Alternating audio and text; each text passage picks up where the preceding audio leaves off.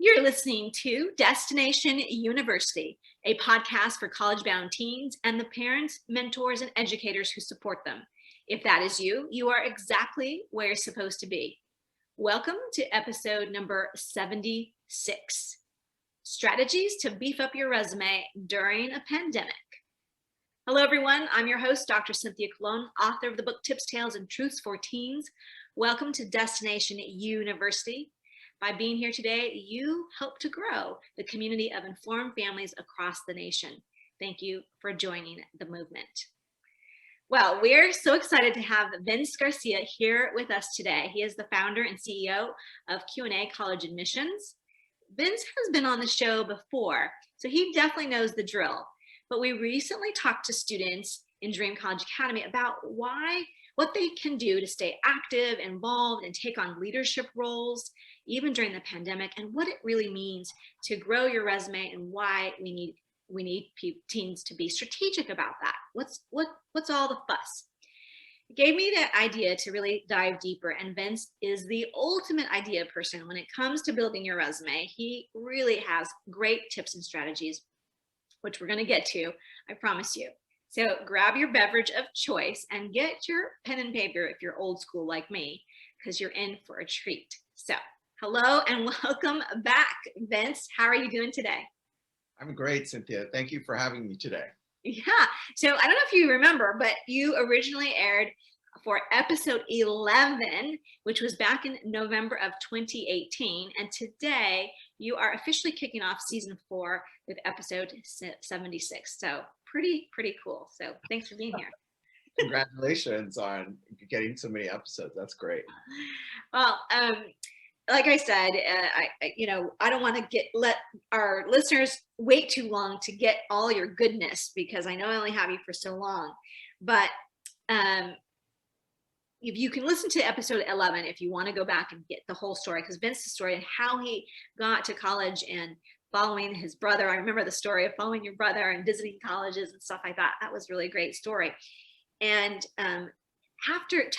tell the listeners at least the recap of where did you attend college, and list all of the colleges you've attended, you've worked at, the work that you've done in college admissions, because it's a pretty extraordinary list. So go ahead and share that. Yeah, I've been really lucky in my career to have sort of stumbled upon in my first job, sort of full-time job, something that I love doing, and I didn't start out wanting to go into admissions, but what was interesting, having gone to Occidental and going to South Africa after I graduated from Occidental, somebody said, oh, or actually it was my dad, what are you going to do after you graduate? And I literally didn't know, because my major, I was a political science and religious studies minor, but I sort of explored the political spectrum, and I just didn't see it there. And having worked in elections, worked for the mayor, worked for a councilman, worked for somebody running for president, running for senator, all covered the spectrum. But somebody said, oh, you'd be really good at admissions because you're good with people. So I thought, well, what is admissions? I don't even know what that is. I went to the admissions office. I had an informational meeting with one of the admissions officers, and that was a ton of fun. I realized you get to meet students, you get to go to high schools all over the country, and you get to then decide if they're a good match for Occidental, where I first worked. After 3 years, I thought it was important to get new experience, and I learned about selective college admissions by working at Pomona College. Pomona was one of the few schools at the time, and now is one of the few schools where the admit rate, their admit rate is well below 10%. But when I was there, it was between 20 and 30%, which we thought, how's it ever going to go lower? But it did, and it does. And then after that, working with senior interviewers, I had the opportunity at Pomona. I thought, wow, I'd really like to help students with the application process, so I could see help them meet their life goals, because when they're in college, things are set. They're already sort of moving places. And high school, there's still time to have an impact. So working on the high school side, I attended a lot of institutes that taught me about how to be a college counselor and how to help students apply. So I went to Rice, I went to Harvard, I went to Brown, I went to St. John's, I went to Sarah Lawrence. I remember Sarah Lawrence had us write the essay we would have written. That's a story that will curl your hair, and maybe one day you'll hear that one. But the process of applying, working at a school, the school that I did, I worked with a large range of students, and they were athletes and actors and leaders and scientists, just a range. So I had to really adapt quickly. And then I've also done a lot of work in diversity spaces. So I've worked for the Point Foundation, which is the nation's largest LGBT scholarship. I helped undergraduates and graduates get their degrees, but also pay for them. So that was a tremendous job. I've done National Merit. I've worked with the National Hispanic Institute. I worked with College Summit, Match Lighters program. If there's a program helping somebody get into college, I'm advocating for those students. So part of my probably 10 to 15% of my clients are pro bono, because I think it's so important to keep your finger on a wide spectrum. And so the other thing that I do to keep myself sort of in the know is I read applications. So I read fellowship applications for the Schwartzman Scholars, which is this amazing opportunity for graduate work in China. I've read for Ramba Reaching Out MBA for their scholarship program. And I have read for Berkeley and UCLA and San Diego. Okay, listeners. So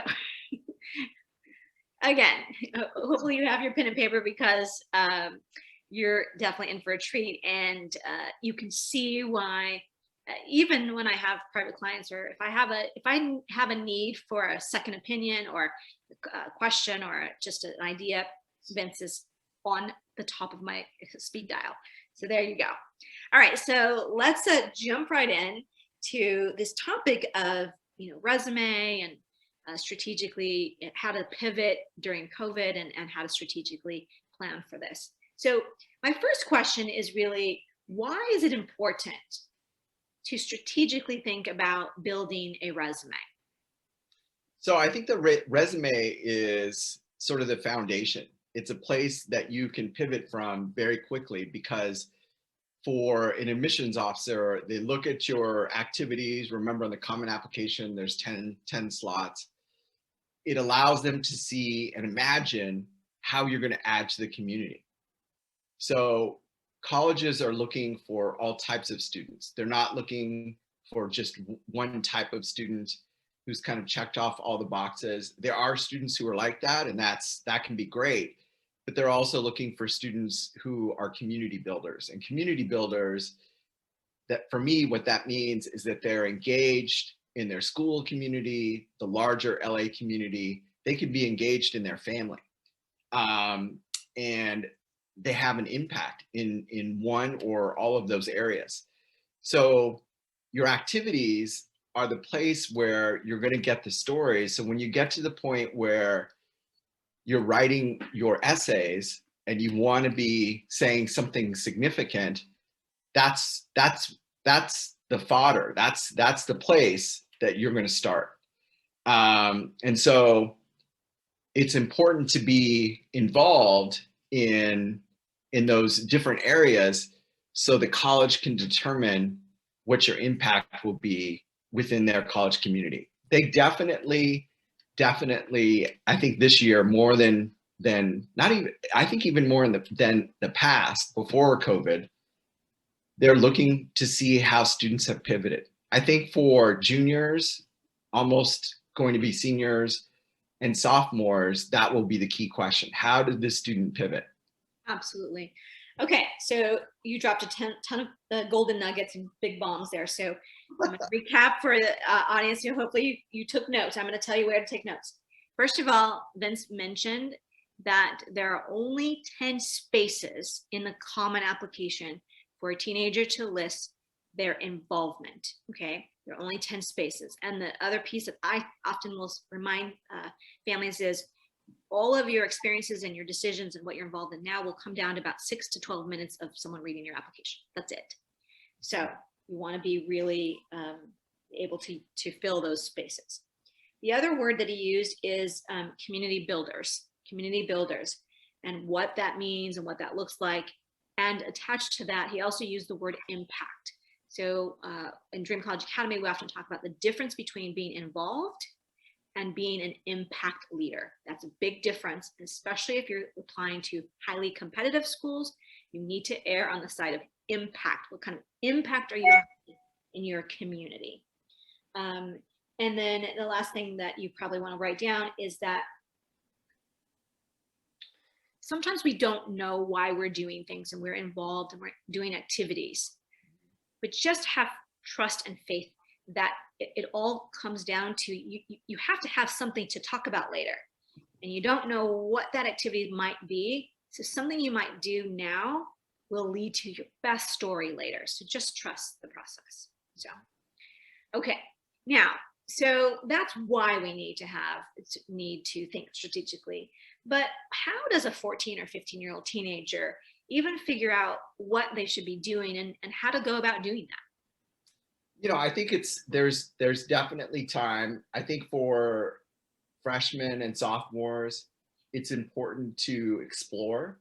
So there's usually pockets where you need to gain special skills, or you have a talent already, or you're interested in particular areas. And you can explore at a really low level those interests. So the best way to do that is, I was talking to Cynthia before we got started, and I think the best form of free mentoring are podcasts. If you're interested in entrepreneurship or hip hop music, there's an amazing podcast on dance. There's expertise. You want to be a therapist, you're interested in psychology. I mean, I'm sort of shocked by, if you want to be a writer, there are podcasts about how to write.